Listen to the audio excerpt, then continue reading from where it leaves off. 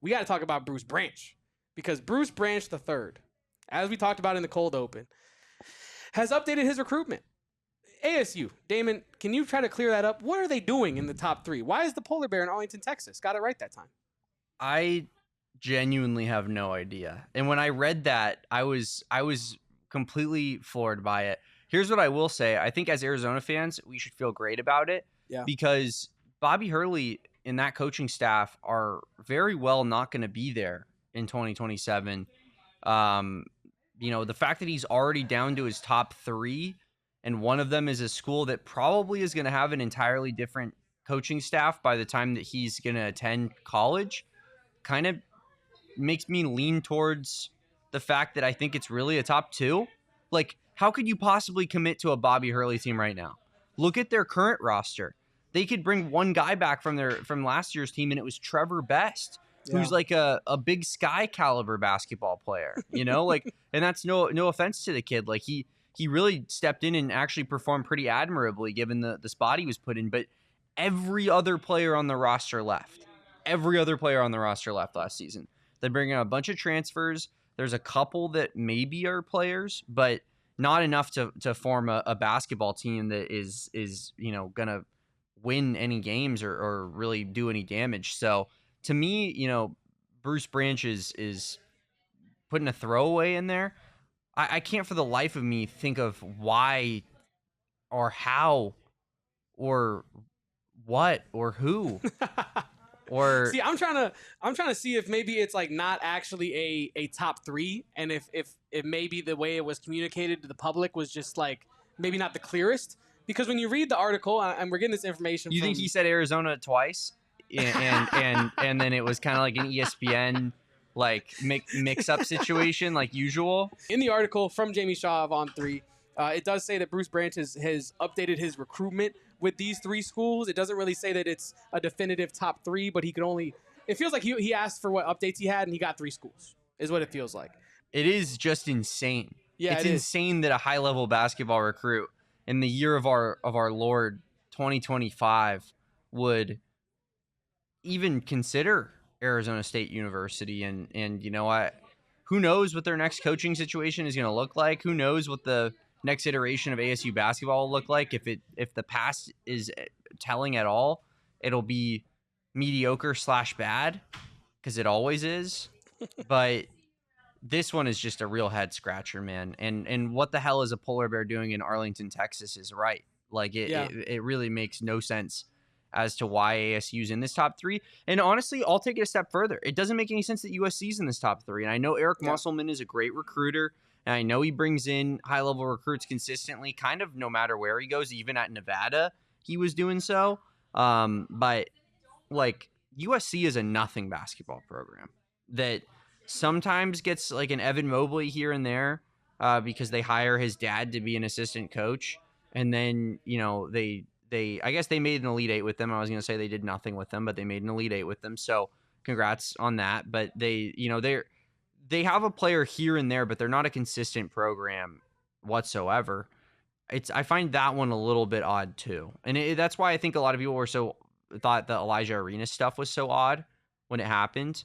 And then, it seems like it's kind of been somewhat pushed out recently that it's like more so that was more so an Arizona decision than it was an Elijah Arenas decision.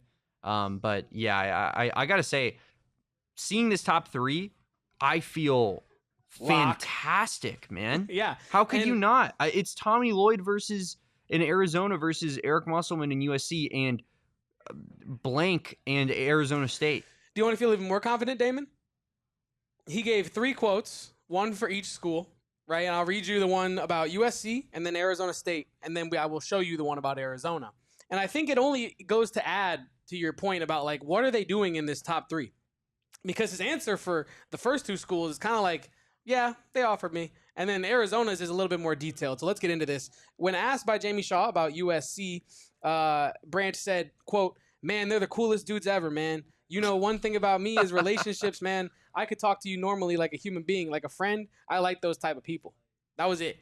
That seems like Eric Musselman. Yes. Didn't even mention Musselman's name by you don't really have to, but you know what I'm saying, right? Didn't get too specific there.